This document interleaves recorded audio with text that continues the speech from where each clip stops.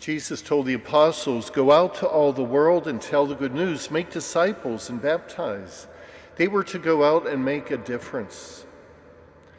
So in other words, Jesus, the Sermon on the Mount, is saying, you are the salt of the earth. You are chosen to make a difference. Often I follow a recipe to make something in the kitchen, and as I read down all the ingredients, very often it says a little bit of salt, a very small amount of salt, but it's important for the recipe. So Jesus has something in mind for each and every one of us to continue the work of the apostles who were sent out after Pentecost to all the ends of the earth. One went to Spain, one went to Ethiopia, another went to India, another went to Greece, and the list goes on and on.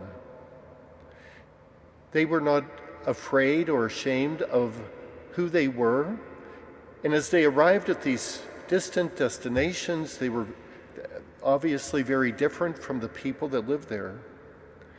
And the message that they had about Jesus was very different from anything people had experienced before. But they did not hide their light under a bushel basket. They let the light of Christ shine through them. They had great love for God that blazed up and gave them power and energy to go forward even when it was difficult.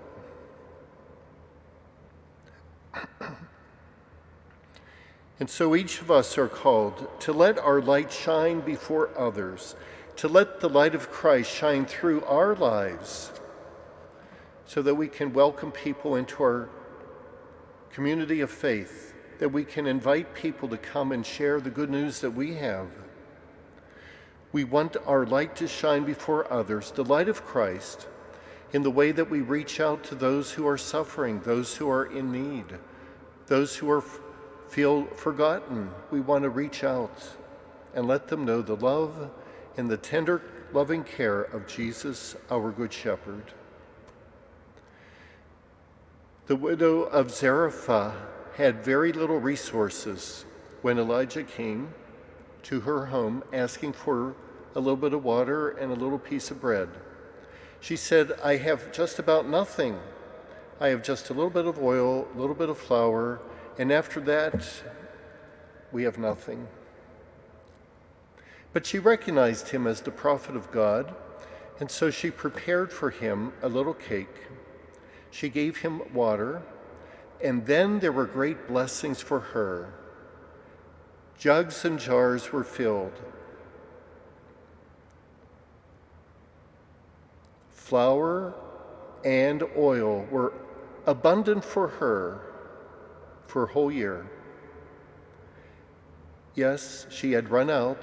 All the jugs and jars were empty, no more oil, no more flour. But then she was blessed because she went a little bit further and made a sacrifice. So we are called to make a sacrifice, to go a little bit further in announcing the good news. And Jesus does promise that there will be many blessings for how we cooperate with the Holy Spirit in proclaiming the message with our words and with our lives.